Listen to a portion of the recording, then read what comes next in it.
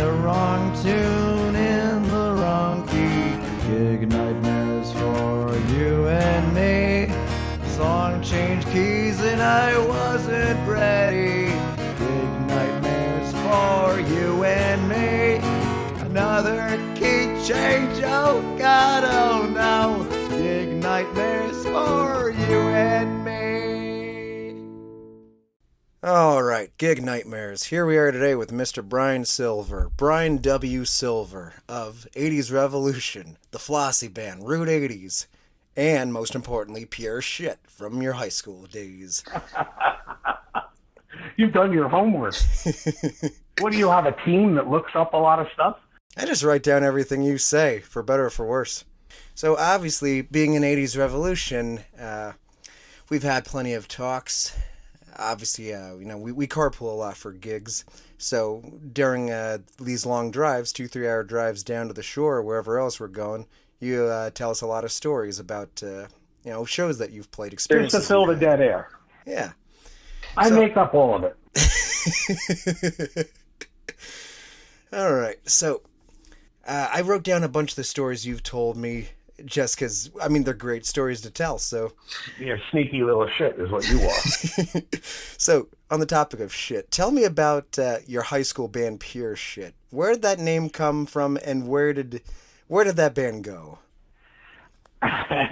It went nowhere because it was pure shit. I remember there was a guitar player in the band from another town, and he came to rehearsal. I think we must have been in 8th grade, and he came to rehearsal in a cut-off jean jacket, no shirt underneath, and a bandana. And we did the first song, and he says, "Well, before we start, we need a name." I said, "Well, you don't pick the name until you have a repertoire." He goes, "Well, I want the name to be Pure Shit, and if it's not Pure Shit, I'm leaving." And that was the end of Pure Shit. True story. Now, it's probably not what you want to hear. No, honestly, but I can relate to it. I had a high school band. I think we had the name for about 2 or 3 days, but we're on our way to the gig. I think we were playing just like an open mic night or something down at the local pub. But we're on the way down to the gig. We have the time slot booked and everything, but we realize, wait, we don't have a band name. So we end up going with the stupidest band name in the world. We were called Sneezing Into Existence. Worst band name ever. Might be worse than Pure Shit. Actually, it's pretty cool today. What are you saying? That's terrible. I'm just kidding you. It's better than Pure Shit, because at least you could put that on a marquee. I would love to see Pure Shit on a marquee. So moving forward a little bit, after you graduate, you're playing in a few different bands. But this is the story that I still just think is the most interesting thing. Your story about how you ended up joining the Flossie Band, or technically being forced to join the Flossie Band. Now, you don't need to name any names, just knowing some of the backstory. I will not name any names. But tell us the story about that. Yeah, that was a wild night. So I had a band. Back then in the 70s and 80s, the New Jersey circuit, they were considered A bands, B bands, C bands. So we were basically a C band, and we were trying to get to be a B. So there was a really big club in northwest New Jersey. I'm not going to name any names. And we were playing there. They had 2 rooms. The place was enormous. It probably held 3,000 people. And we were in the smaller of the 2 rooms. We have been playing in Jersey for a while, mostly up in the northern Jersey area. And I come off the stage at the end of the set, and there were these 3 monsters, big bodybuilder guys. And they said, "Are you Brian Silver?" And I said, "Yes, I am." And they said, "We want to talk to you." I'm like, uh-oh, what did I do now? So they said, "No, we want to know when we could talk to you." I said, "Well, you could talk right now." They said, "Okay, we need you to be at this specific agency Monday." Now, this was a Saturday night. Monday, 2:00. Be there. You know where it is. And they left. That was it. and I had no idea what it was about, but I knew who it was with, and it was at the time it was one of the biggest, most powerful agents in the tri-state. Huh. So, being nervous, I went, scared to death because this person made people very uncomfortable. Let me just say that. Sure. He was right to the point, tough guy, but if you ever got in with his agency, you'd never worry about anything. You're working. So I pull up in my car, and I'm walking, and another car pulls in next to me. And it was another musician who I had recognized because I knew him for a long time. Actually, I can almost say I idolized him because he just had that rock look. And I said, "Hey, how you doing?" I said, "I'm Brian." He goes, "Hey, I'm so-and-so." I said, "What are you doing here?" He says, "Oh, I was playing on stage on Friday night, and these three guys came up and said, 'Hey, you have to come and see so-and-so Monday at 2 o'clock. He says, "What are you doing here?" I said, "I guess I met the same three guys." So we went downstairs, went into the office, we sat down, and here's how it went. He looks at me. He says, "Where's your equipment?" I said, "Excuse me?" He said, it's a simple question. "Where's your equipment?" I said, "It's in the truck in another town." He goes, "Okay, give me the address and make the arrangements. I'm going to have your stuff picked up." I said, What? I was totally confused. He says, "That band is no longer." I said, "What do you mean the band is no longer?" He says, "The band's no longer. I'm putting you in another band." And I'm like, Who's the band?"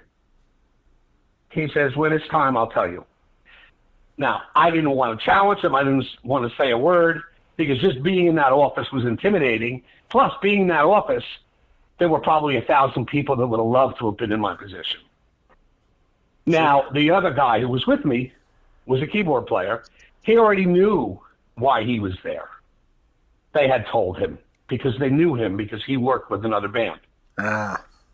So I had to make the arrangements. They went and they picked up my equipment, and they said, "Okay, you're going to be at this club on this time, on this day, and this is a list of the songs that you need to learn."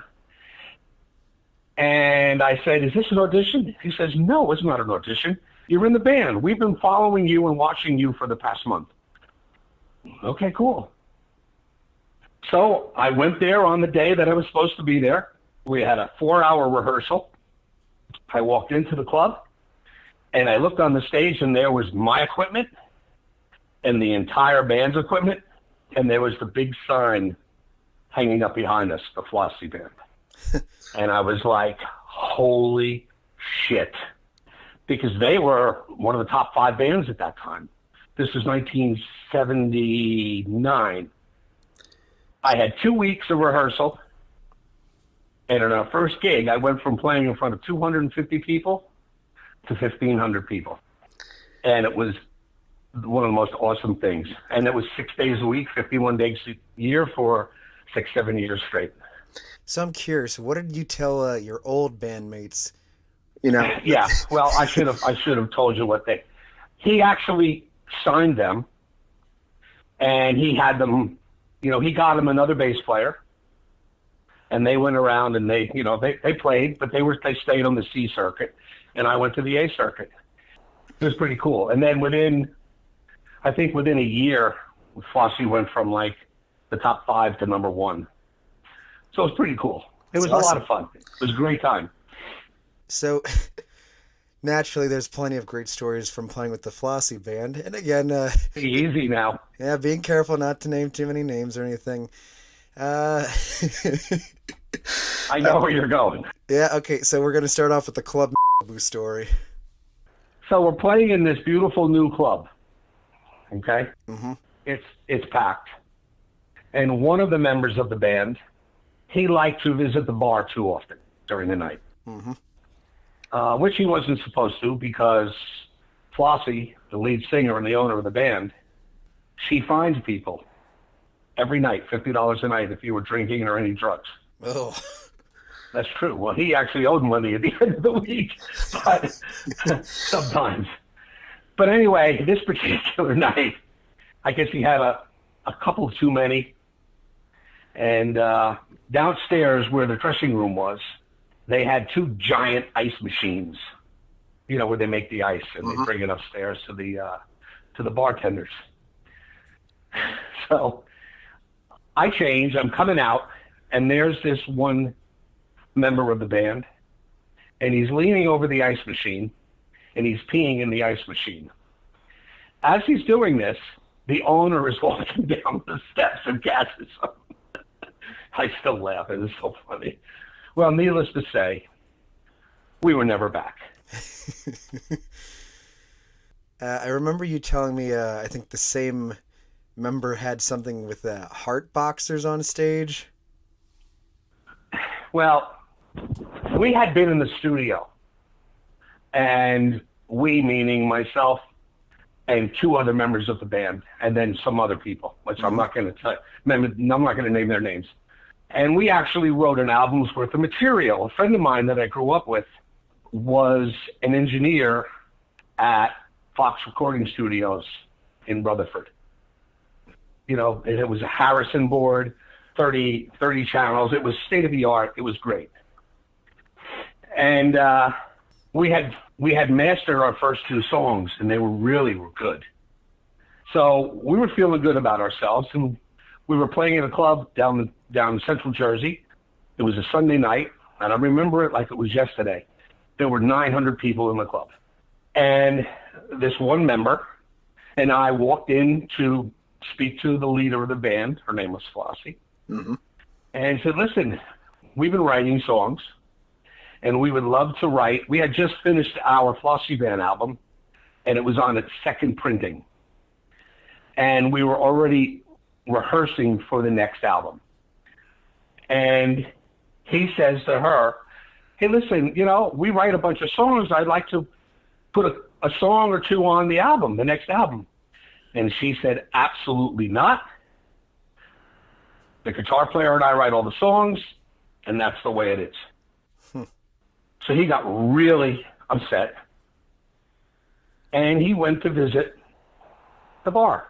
And we're on stage, and we would do the first three songs without her, and then she would come out, and the place would go crazy.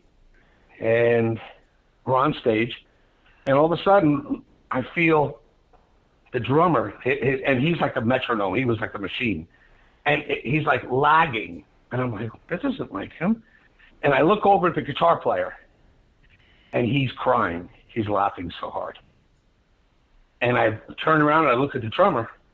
He's got his head down. And you can almost see the tears coming off the snare as he's playing it. He was laughing so hard. So she looks at me and she says, you know, what's going on? I said, I have no idea. So I turn to the other member of the band, and he's got his boxer shorts, a T-shirt, and his boxer shorts were down around his ankles. And you can imagine he had three hands, or three members playing the keyboards. She threw the microphone down, she stormed off, got in her car, and left. And then she fired him. I hope I'm not boring you. That's great. I love that story. Another good one. Flying up to Daniel Webster Marine Aviation College in New Hampshire. That was scary. So you're flying up there in a hailstorm. Yeah, I remember we were in a Mitsubishi turboprop. The reason I knew that is because our drummer was a pilot. And we used to fly to all the South Jersey gigs every weekend in his plane. And you used to keep it at Linden Airport because the Jersey Shore in the summer, it's nothing but red lights when you're driving down the parkway. It's jam, bumper to bumper. And we would fly over it and pull into Tom's River or LBI and go. So we go up in this Mitsubishi turboprop. It was in the winter. This was a winter gig. And we were going to Daniel Webster College, which is a marine aviation school. And we hit an ice storm. And we hit turbulence, and the plane was rocking. And it was scary as hell. I didn't want to get back into it going home the next day. But that was a scary ride. So you told me that pretty much, well, you don't drink, but the whole rest of the band, as the plane is Well, going not the whole down. rest of the band. Let me back you up on that. There were two members of the band who liked to partake in a cocktail or two, and they finished a fifth of Jack Daniels that was sitting in one of the cabins because they were so afraid. Is that what you wanted to hear? Well, you told me that you were pretty much the only one not throwing up once the plane finally landed. Oh well, that's true. Yeah, it was scary. That was scary. You've told me about playing Staten Island in the 80s during a hailstorm and getting shocked by the mic. Yeah, that was at I can remember that was at Wagner College in Staten Island, and it was like freezing rain. And I went up to the mic to sing, and it zapped me. I actually saw blue stars and was thrown back into my bass rig. And it was terrible. It was a terrible feeling. Have you ever been shocked like that? Ooh. So another one, which I thought was interesting, because a few weeks I ago... have no life. Great to hear. So a few weeks ago, I was talking with a band from the MTV 80s era called Tease, and they were telling me a story that I think you'll find interesting. They ran into John Kay from Steppenwolf, and they didn't really have a whole lot of positive things to say about him. And I know you have your own John Kay story. Yeah, I wasn't with Flossie at that time. I was with the band called The Fashion, which was the band right before Flossie. Mm-hmm. And we were playing at a club. I remember it was the Royal Manor North in New Brunswick, New Jersey. And we opened for John Kay and Steppenwolf. And our singer was a wild man that was in this band. And he did this thing. We did the song by The Doors, Roadhouse Blues. Yeah. And he used to take a Budweiser bottle and he would shake it and shoot the crowd while he was singing. Everybody loved it. Theatrics. Yeah. Well, he destroyed two of John Kay's monitors. One of them he kicked in with his foot by accident because they had no cover on it. And the other one he filled it with beer. So we went upstairs. He started pushing our singer. And I went over to him and I said, a couple words. Hey, it's not nice to do that. And I punched him in the nose. And he was bleeding. And that's the end of that story. John Kay. So fast forwarding a little bit, Route 80s, putting that together once you got back into playing live music. So how long did Route 80s last? And how did that go down then? Route 80s, that's a sore subject. So I stopped playing live for 30 years. I wanted to focus on raising the kids and all that stuff. Mm-hmm. And for 2 years straight, the one keyboard player from Flossie kept calling, hey, I'm having a big party in August, why don't you come to the house? And I didn't want anything to do with it. I didn't want to do it. I was happy just writing. I did a lot of studio work. I had an apartment in Coney Island, New York, that I was writing a lot of stuff with, and I was happy. So the second year comes, and I turned him down. The third year, he called my wife and said, hey, look, I'm having a party. I'd like to invite you and Brian. He just went right around me, and she said, oh, that'd be fun. That would be fun. That was a nice conversation after that, but I went. Mm-hmm. So we pull up to the house, and there must have been 120 people. He had a big spread. And pool, tiki bar, all that stuff. It was great. And he had built a stage, and he had all these musicians coming up and playing. And they basically set me up and snaked me into getting back into it. And so I sat with him the following week, and I said, if we're going to do it, I'd like to do it with 3 girls up front. I'd like to make it a show, and I'd like to do theaters and casinos. He was all for it, but it didn't work. It didn't work. It was pretty nasty. And there's more to it, but I don't even like to think about it. So anyway, I was partners in the band. And then the night of my birthday, I was coming up the hill. I lived on the top of a mountain And my partner calls me up and says, your services are no longer needed. And I'm like, what? He says, you're out of the band. I said, what do you mean I'm out of the band? How can I be out of the band? It's my band. He says, you're out of the band, and that's the way it is. And I said, well, why am I out of the band? He says, because you're too friendly with the musicians. We're not supposed to talk to the musicians. They work for us. They do what we tell them. I said, they're not machines. They're human beings. And I said, that's not the way you run a band. That's not the way you create a family atmosphere in music. And he goes, well, that's the way I'm doing it. So I was pulling into my driveway in shock, and there's my whole family outside with, what do you call those, sparklers? Yeah. For a surprise birthday party. That was a very low point. Kicked out of your band on your birthday. So what I did was I was really, I mean, you want to talk down? It took me 30 years to get back, on the bike. You know what I mean? Mm-hmm. So all of a sudden, my doorbell rings, and it's our sound man, 2 of our road crew, the guitar player, the drummer, and the 1 female singer.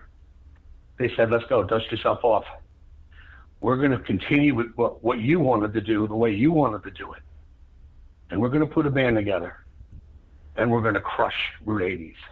Because Route 80s was doing very, very well, by the way. They had great agency representation. They were working all the top rooms, and they were doing really well. Well, what happened was, while that's happening, I'm putting together what today is 80s Revolution, and a lot of auditions and a lot of musicians until we got the right people. We got the great guitar player and you, great drummer and Eric, the 4 girls, a great Cat, violin, keyboards. Who knew that it was going to turn out to this? But the main thing is, I said all along, all I want to do is crush Route 80s for what they did to me. And I didn't have to, because they kept losing members. They kept quitting on him because he was just rotten to people. So when COVID came around, they were done. And I won.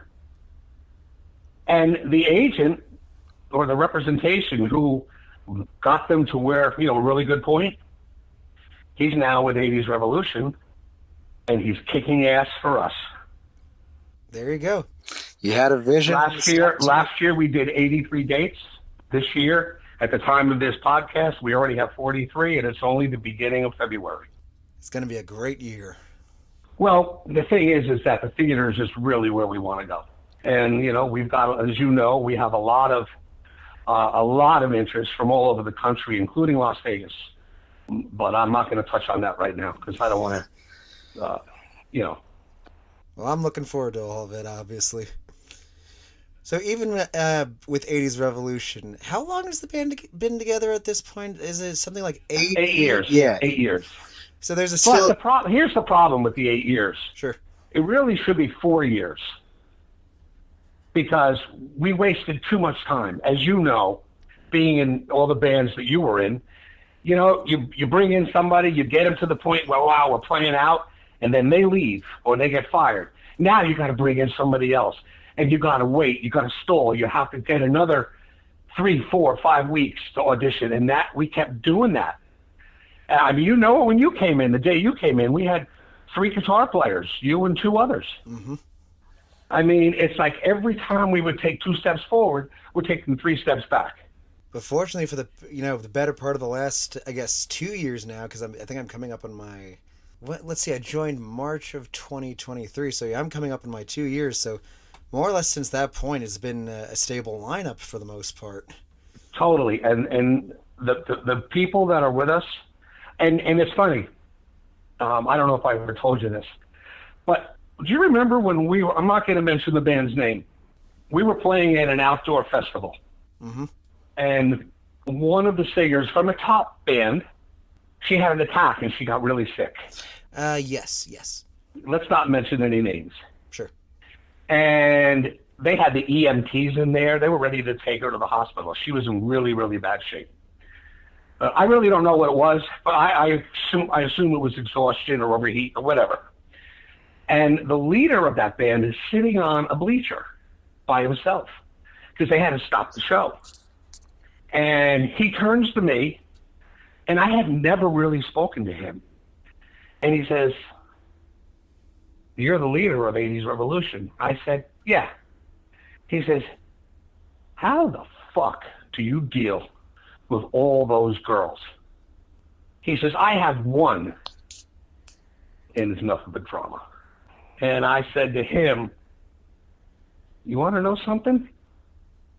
We don't have any drama. We got rid of the drama." And that was that. And then our girls went up and finished the show for them and did a great job. And actually, the leader of the band became good friends with me since then. Awesome stuff. Awesome stuff. I get that a lot, by the way, Max. I don't know if you get it at all. I get it a lot from, other bands, other members in band. How do you deal with all those women in the band? We don't have any drama. I mean, I've been personally fortunate that this is kind of like the second band I've been in where it's felt like a band family sort of thing. Where, like, we hang out. We do go out to, like, dinner and stuff like that. And every now and then. Because, like, I would have... in a previous band I played in, people would come up to me and be like, "Wait, your band goes out to dinner? Your band hangs out with each other? Your band rehearses every week?" And it's like those sorts of things. It's like, well, yeah, you want to like the people that you work with, Yeah, I mean, listen, we spend more time in the car than we do on stage. Sure. Honestly, sometimes I love the car rides more than the actual show. Oh, and you want to know something?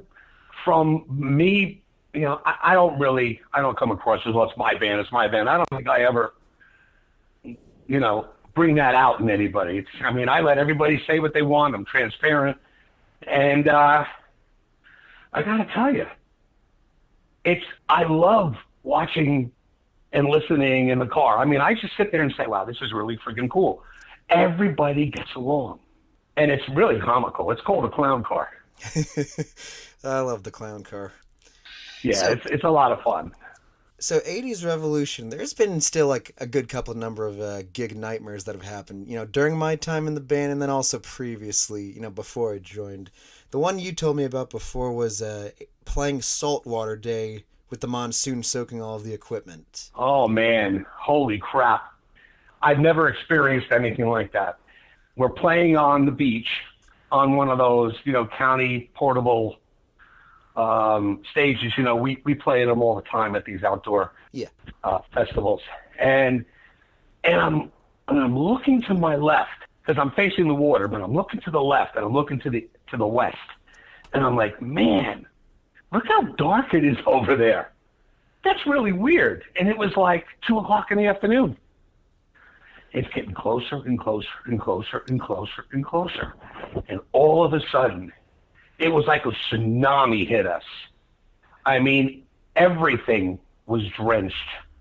Every instrument, every pedal, every amp, every speaker.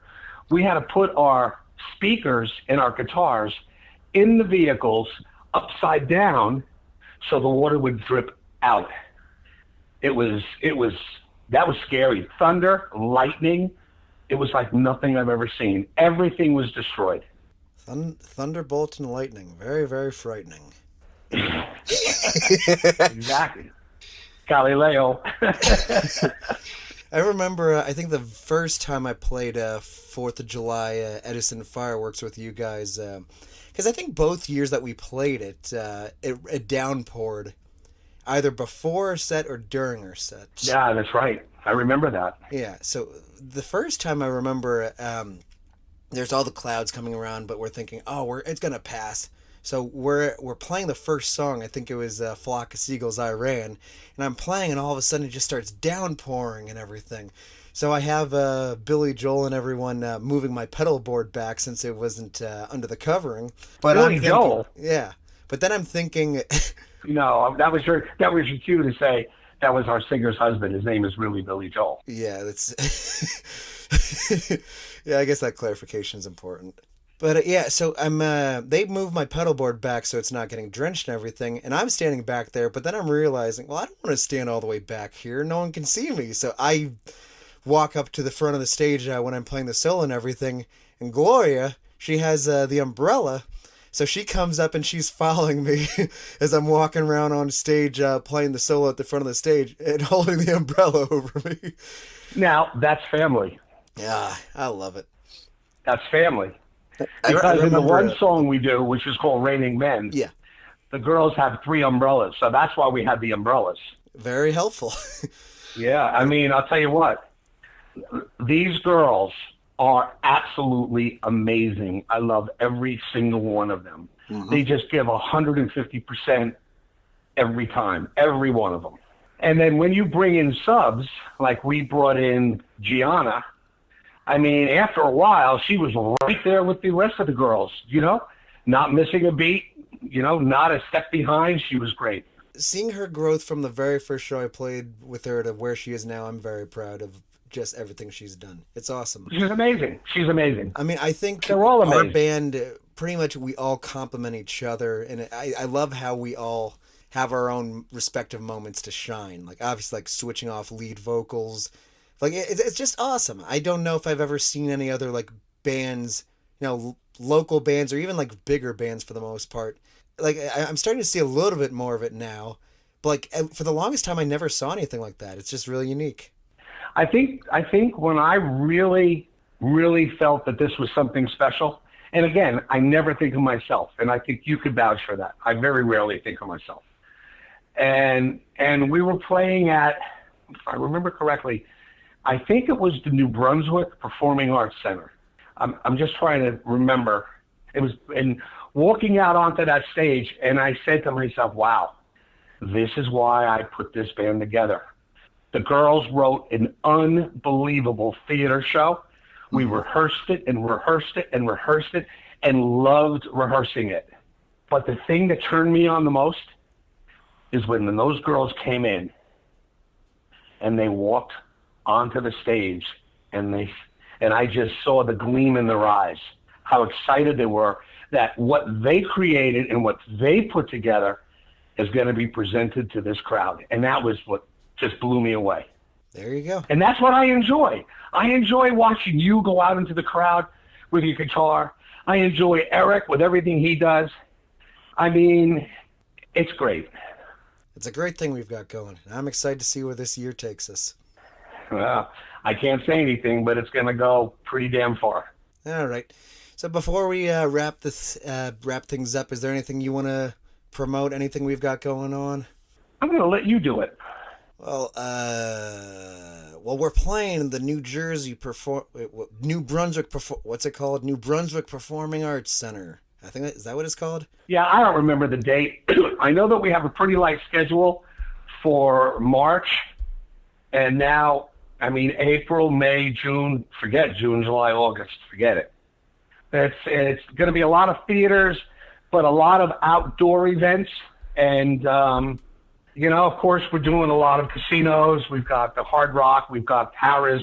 Saturday, March 22nd, 70s versus 80s show at New Brunswick Performing Arts Center. Going to be a great time, the 70s, 80s show. Yeah, and I want to thank you for doing the podcast and inviting me on. I know it's been a while. I apologize, but I'm here. Yeah, I'm glad we finally got it done. Well, Brian, hey, thanks for taking the time to do this. Thank you for finally being a guest here on Gig Nightmares. Well, it's been a pleasure. Welcome to my nightmare. We hope you enjoyed this week's episode of Gig Nightmares. Gig Nightmares is an independently produced podcast made possible by the support of listeners like you. If you enjoyed this week's episode, we would appreciate if you left a rating and a review for us. Gig Nightmares.